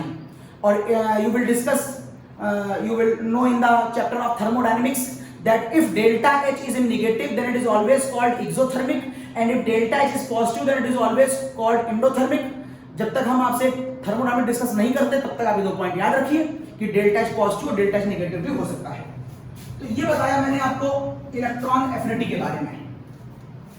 Now very important question will be asked by the teacher in the coming examination, that is this: why मैं लिख दे रहा हूं question, why first electron affinity, why first electron affinity, why first electron affinity is always exothermic while second electron affinity is always endothermic। ये question भी खूब पूछा गया है। यहां पर डेल्टा H की वैल्यू निगेटिव और यहां पर डेल्टा H की वैल्यू पॉजिटिव क्यों हो जाती है? अब इस क्वेश्चन का आप आंसर क्या देंगे? देखिएगा, आप यहां कहेंगे just suppose I am going to discuss about the oxygen, इसका एटॉमिक नंबर 8 है, इसको आप 2 and 6 लिख सकते हैं। I am explaining it with the help of a diagram. Just suppose here यहां पर 2 इलेक्ट्रॉन है, यहां पर 6 इलेक्ट्रॉन है। अगर आप, अच्छा एक बात और, इस समय इसके अंदर 8 प्रोटॉन है और इसमें 8 इलेक्ट्रॉन है, it is a neutral case.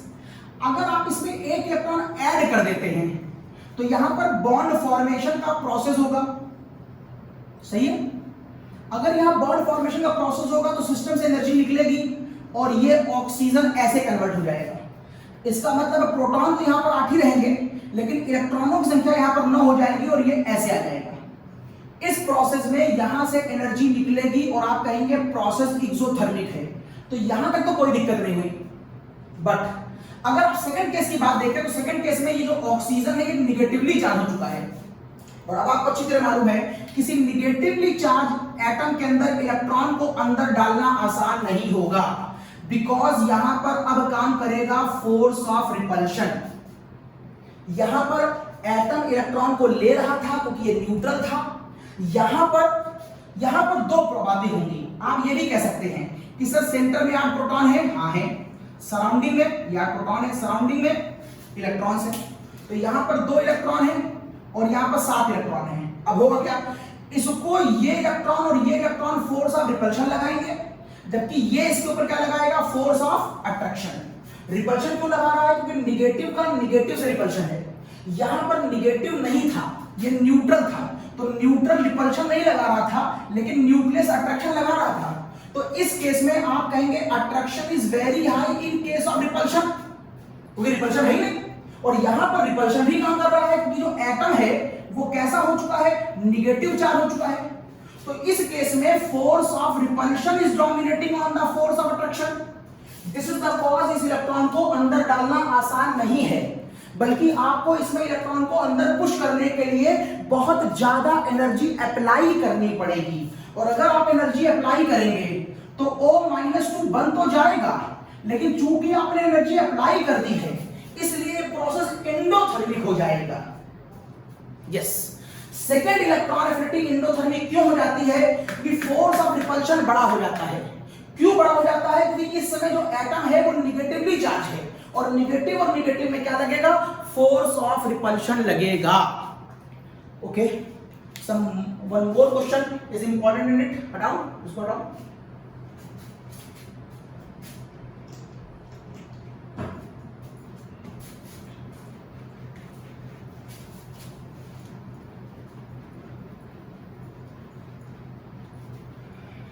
ये हो गया मेरा, ये बात हो गई। अब देखिए यहां पर मैं आपसे कह सकता हूं कि इलेक्ट्रॉन एफिनिटी मेंडलीव टेबल में किन किन बातों पे डिपेंड करती है। वही सारी बातें आगे जाने पर एटॉमिक रेडियस डिक्रीज करेगा। अगर आगे जाने पर एटॉमिक रेडियस डिक्रीज करता है, तो इलेक्ट्रॉन एफिनिटी इंक्रीज करेगी। मतलब पहले एटम इतना बड़ा है और आगे जाने पर एटम छोटा हो गया, तो यहां पर इलेक्ट्रॉन को घसीटना न्यूक्लियस के थ्रू उतना आसान नहीं होगा जितना आसान यहां पर होगा। ये देखिए, क्योंकि यहां पर इसके बीच डिस्टेंस ज्यादा है, इसके बीच डिस्टेंस कम है, तो फोर्स ऑफ अट्रैक्शन यहां पर कम होगा और यहां पर फोर्स ऑफ अट्रैक्शन बढ़ जाएगा। अगर फोर्स ऑफ अट्रैक्शन यहां पर बढ़ जाएगा तो यहां पर बॉन्ड का फॉर्मेशन भी बहुत अच्छा होगा। अगर बॉन्ड बहुत अच्छी बनेगी तो वहां से एनर्जी भी ज्यादा निकलेगी और एनर्जी का निकलना ही तो इलेक्ट्रॉन एफिनिटी कहलाता है। मींस आगे जाने पर इलेक्ट्रॉन एफिनिटी बढ़ती जाएगी। मतलब ज्यादा से ज्यादा एनर्जी निकलेगी, और ध्यान रखिएगा किसमें निकलेगी, निगेटिव में निकलेगी, क्योंकि रेडियस लगातार कम हो रहा है। अच्छा, ऊपर से नीचे आने पर क्या होगा, ऊपर से नीचे आने पर रेडियस बढ़ता जाएगा, तो न्यूक्लियस से इलेक्ट्रॉन के बीच की डिस्टेंस बढ़ती जाएगी, तो फोर्स ऑफ अट्रैक्शन इन केसों में कम होता जाएगा। अगर अट्रैक्शन कम होगा तो बॉन्ड वीक बनेगी, और बॉन्ड वीक बनेगी तो फिर यहां से ज्यादा एनर्जी नहीं निकलेगी। इसका मतलब ऊपर से नीचे आने पर रेडियस बढ़ता जाता है तो बॉन्ड वीक बनेगी, और बॉन्ड वीक बनेगी तो अच्छी एनर्जी नहीं निकलेगी। तो यहां पर इलेक्ट्रॉन एफिनिटी कम होती जा रही है, यहां पर इलेक्ट्रॉन एफिनिटी बढ़ती जा रही है। And the last point, it is also depend on the electronic configuration। जरा सी है, मैंने वहां पर लिखा हुआ है, फिर लिख रहा हूं साफ साफ, हाइड्रोजन, लिथियम, सोडियम। जब मैं इसकी वैल्यू देखता हूं तो मैं पाता हूं ये -73 है, ये -60 है, ये -53 है। माइनस क्यों आ रहा है, क्योंकि मैं आपको इलेक्ट्रॉन एफिनिटी पढ़ा रहा हूं, एनर्जी निकलती है, प्रोसेस जो होगा। ऊपर से नीचे आने पर रेडियस बढ़ता जा रहा है तो इलेक्ट्रॉन एफिनिटी कम होती जा रही है। माइनस साइन मैथमेटिक्स का नहीं है, यहां पर माइनस साइन का मतलब एनर्जी निकल रही है। आप कई नंबर ध्यान दीजिए, 73, 60 और 53, इसका मतलब नंबर कम होता जा रहा है। माइनस को लेकर मैथमेटिक्स मत लगाइएगा, यहां पर माइनस का मतलब केवल साइन से है कि एनर्जी निकल रही है। ओके, उसके बाद यहां पर मुझे दिया गया है बेरिलियम।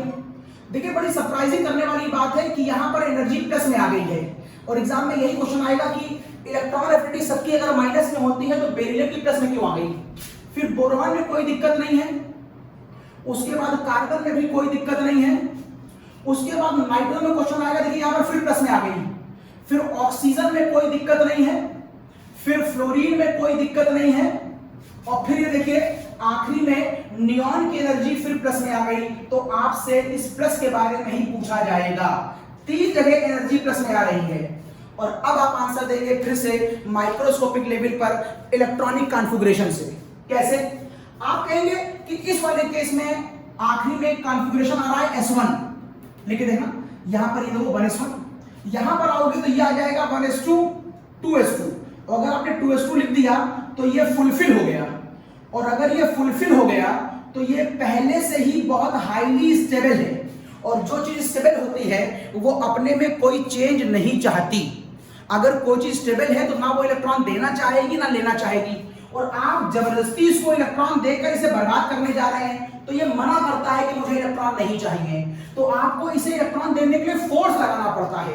अगर आप फोर्स लगाएंगे तो प्रोसेस क्या हो जाएगा, इंडो हो जाएगा। दिस इज द कॉज, ये पॉजिटिव में हो जाएगा। जब मैं यहां पर आता हूं तो मैं देखता हूं ये हो जाएगा 1s2, 2s2, 2p1। ये देखिए, इस केस में अगर आप देखें तो ये ना तो हाफ फिल है ना फुल फिल है, तो यहां पर एक नॉर्मल ट्रेंड चलेगा। आगे जाने पर एटॉमिक रेडियस कम होता है और इलेक्ट्रॉन एफिनिटी बढ़ती है। तो देखिए -60 से कितनी हो गई, -83। माइनस में तो ध्यान दीजिएगा, वो तो खाली साइन है। 60 से क्या हो गई, 83। एटॉमिक रेडियस कम हो रहा है, इलेक्ट्रॉन एफिनिटी बढ़ रही है, तो यहां से यहां पर ट्रेंड नॉर्मल है। फिर यहां से यहां पर जाने पर अगर आप लिख के देखें तो ये हो जाएगा 1s2, 2s2, 2p4, और देखिए ना ये हाफ फिल है ना फुल फिल है। दिस इज द कॉज, यहां पर भी नॉर्मल ट्रेंड काम करेगा। आगे जाने पर इलेक्ट्रॉनिटी बढ़नी चाहिए, बढ़ गई, 83 से 122 हो गई। लेकिन यहां पर ऐसा क्या हुआ, यहां पर चेक कर लें, 8 यस, यहां पर ऐसा क्या हुआ, नाइट्रोजन होता है, it is 6, sorry it is 6, 2p2 हो गई, इट इज 2p2, अब सही, इट इज 7, तो it is 1s2, 2s2, 2p3, और देखिए यहां पर 2p3 में ये हाफ फिल हो गया। हाफ फिल होते ही इसकी स्टेबिलिटी 99 हो गई। अब ना इलेक्ट्रॉन देना चाहेगा ना लेना चाहेगा, फिर भी आप इसे जबरदस्ती इलेक्ट्रॉन देंगे तो ये मना करेगा, आपको जबरदस्ती धक्का मारना पड़ेगा, मतलब प्रोसेस कैसा हो जाएगा, इंडो। तो यहां पर वैल्यू प्लस में क्यों आ रही, यहां पर वैल्यू प्लस में क्यों आ रही, क्योंकि ये दोनों इलेक्ट्रॉन लेना नहीं चाहते। और क्यों लेना नहीं चाहते, क्योंकि ये हाईली स्टेबल है, और ये हाईली स्टेबल क्यों है, क्योंकि ये फुल फिल है, ये हाफ फिल है, according to the rule of atomic structure, according to the rule of symmetry. लेकिन जब मैं ऑक्सीजन में आता हूं तो फिर मुझे मिलेगा 1s2, 2s2 और 2p4, और 2p4 का मतलब है ना ये हाफ फिल है ना फुल फिल है, तो जनरल ट्रेंड आएगा। तो 122 से कितना हो गया, 144, आगे जा रहे हो, इलेक्ट्रॉन एफिनिटी बढ़ रही है, 122 से 141। जब मैं फ्लोरीन में गया तो फिर वही बात है, तो ये हो जाएगा 1s2 2s2 2p5, ये ना हाफ फिल है ना फुल फिल है, इसलिए इलेक्ट्रॉन एफिनिटी फिर से बढ़ गई। और जब मैं नियॉन में गया तो ये फुल फिल होता है, that is 1s2 2s2 2p6। और अगर ये पहले से फुलफिल है तो ये इलेक्ट्रॉन नहीं लेगा, आप जबरदस्ती डालना पड़ेगा इलेक्ट्रॉन, और जब जब आप जबरदस्ती करेंगे तब तब आपको एनर्जी लगानी पड़ेगी और ये इंडोथर्मिक हो जाएगा। दिस इज द कॉज, आपको इसमें 3 लोग इंडोथर्मिक मिलते हैं, तीन लोग मिलते हैं, एक बेरिलियम, एक नाइट्रोजन और एक नियॉन। और आपका क्वेश्चन यहीं से पूछा जाएगा। एंड एकदम लास्ट पॉइंट, आपने हैश में रटा हुआ है, अगर मैं फ्लोरीन क्लोरीन और ब्रोमीन की इलेक्ट्रॉन एफिनिटी कंपेयर करूं तो जरा एक लोकेशन देखिएगा। आपको अच्छी तरह मालूम है कि यहां पर मेरे पास फ्लोरीन है, फिर क्लोरीन है, फिर ब्रोमीन है, फिर आयोडीन है। वैसे उससे पहले यहां पर ऑक्सीजन है, यहां सल्फर है, ऑक्सीजन सल्फर सिलीनियम टेलुरियम है, उससे पहले यहां नाइट्रोजन है, यहाँ फास्फोरस है, यहाँ आर्सेनिक है, यहाँ एंटीमनी है। इवन तो आपको पढ़ाया केवल यही जाता है, लेकिन जो मैं आपको यहाँ बताने जा रहा हूँ उसका यही लॉजिक यहाँ भी लगेगा और यही लॉजिक यहाँ पर भी लगेगा। फिलहाल आप ये देखिए, बड़ा वेल नोन क्वेश्चन है। ऊपर से नीचे जाने पर एटॉमिक रेडियस का ट्रेंड क्या है? ये ऊपर से नीचे जाने पर ये ट्रेंड है एटॉमिक रेडियस का। ये छोटा है, ये बड़ा है, ये और बड़ा है और ये और बड़ा है। तो बताओ तुम्हारे अकॉर्डिंग इलेक्ट्रॉन को अंदर भेजना किसमें आसान होगा? तुम्हारे अकॉर्डिंग इलेक्ट्रॉन को भेजना सारा सबसे आसान यहां पर होगा। उसके बाद यहां पर डिस्टेंस बढ़ जाएगी, यहां डिस्टेंस और बढ़ जाएगी, यहां डिस्टेंस और बढ़ जाएगी। तो सबसे बढ़िया बॉन्ड कहां बनेगी? तुम्हारे अकॉर्डिंग यहां बनेगी।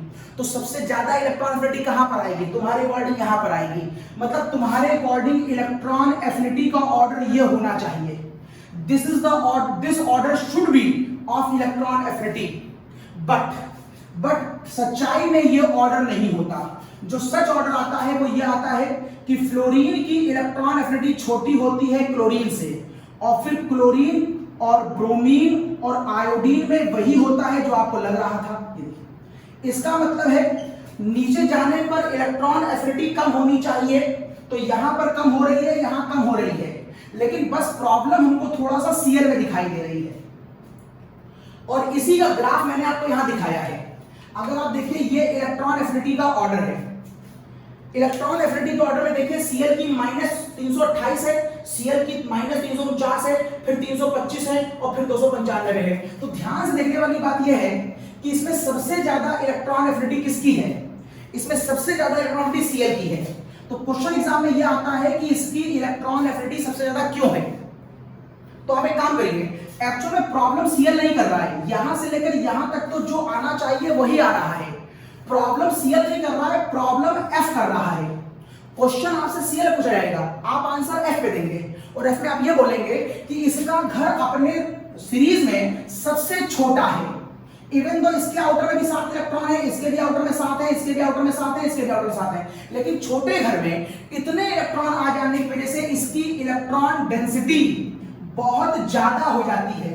इसलिए पहला इलेक्ट्रॉन ही इसमें डालना मेरे लिए आसान नहीं होता, और फ्लोरीन पहले इलेक्ट्रॉन को रिपेल करता है, मींस उतना इंटरेस्ट से इलेक्ट्रॉन नहीं लेता, इसलिए यहां से एनर्जी कंपैरेटिवली कम निकलती है। माइनस तो निकलने का मतलब है निकली कितनी? 328, लेकिन यहां पर आने पर साइज कंपैरेटिवली ठीक हो जाता है और अब यहां इलेक्ट्रॉन बहुत आसानी से एक्युमुलेट करता है, तो यहां पर बॉन्ड बहुत बढ़िया बनती है, इसलिए 328 से ज्यादा एनर्जी निकलती है 349, लेकिन नीचे आने पर भी साइज जरूरत से ज्यादा बड़ा हो जाता है। और फिर वही लॉजिक, जब साइज बहुत बड़ा हो जाएगा तो बॉन्ड वीक हो जाएगी और फिर लगातार एनर्जी कम निकलेगी। तो अगर ये क्वेश्चन आएगा तो क्वेश्चन आएगा Cl के ऊपर कि why Cl have maximum electron affinity. आप आंसर Cl पे नहीं देंगे, आप आंसर फ्लोरीन पे देंगे और कहेंगे कि इसका रेडियस जरूरत से ज्यादा छोटा होता है, इलेक्ट्रॉन डेंसिटी ज्यादा होती है, इसलिए इलेक्ट्रॉन एक्युमुलेट नहीं कर पाता। और जो बात आप यहां बता रहे हैं सेम लॉजिक ऑक्सीजन और सल्फर में भी होता है। आप यहां पर देखेंगे कि इसका जो भी नंबर आपको दिखाई दे रहा है, सपोज करिए यहां पर लिखा हुआ है -200, तो ऊपर से नीचे आने पर यहां पर इसका नंबर लिखा होगा -300, जबकि ऊपर से नीचे आने पर इलेक्ट्रॉन एफिनिटी घटनी चाहिए लेकिन बढ़ जाती है। क्यों? क्योंकि इसका घर फिर बहुत छोटा है, ये उतना आसानी से इलेक्ट्रॉन नहीं लेगा जितना आसानी से गिरेगा, लेकिन बाकी में वही नॉर्मल ट्रेंड होगा।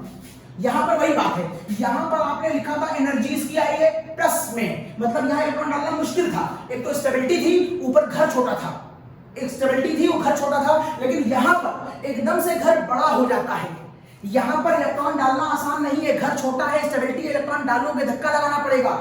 यहां पर आप कहोगे घर से सफिशिएंट बड़ा हो गया है, अब रिपल्शन काम नहीं करेगा, इलेक्ट्रॉन आसानी से अंदर जाएगा। दिस इज द कॉज, ये प्लस में है, लेकिन आप बुक देखिएगा वहां पर लिखा है इसकी एनर्जी -70 के आसपास है। आप खाली माइनस ध्यान दीजिए, नंबर से कोई फर्क नहीं पड़ता। तो ये 3 क्वेश्चन अगर आपके आएंगे तो एग्जाम में फेमस क्वेश्चन ये है, लेकिन जो ट्रेंड यहां पर है वही ट्रेंड यहां पर है, वही ट्रेंड यहां पर है। आप इन तीनों ट्रेंडों को ध्यान रखिएगा और तीनों का सेम आंसर है, क्योंकि इन तीनों का घर बहुत छोटा होता है, इलेक्ट्रॉन ऑलरेडी बहुत ज्यादा होते हैं, इसलिए पहला इलेक्ट्रॉन डालना उतना कंफर्टेबल नहीं होता। लेकिन इसके पहले आने वाले लोगों पर ये लॉजिक नहीं लगता, क्योंकि उनके एटॉमिक रेडियाई बड़े भी होते हैं और उनमें इलेक्ट्रॉनों की संख्या भी कम होती है। तो ये बात आप खाली इन्हीं तीन में ध्यान रखेंगे। तो मैंने आपको बता दिया 2 आज हेडिंग, आयोनाइजेशन पोटेंशियल और इलेक्ट्रॉन एफिनिटी। अब बची है इलेक्ट्रोनेगेटिविटी, जो मैं आपसे नेक्स्ट लेक्चर में इसका डिस्कशन करूंगा। बाय।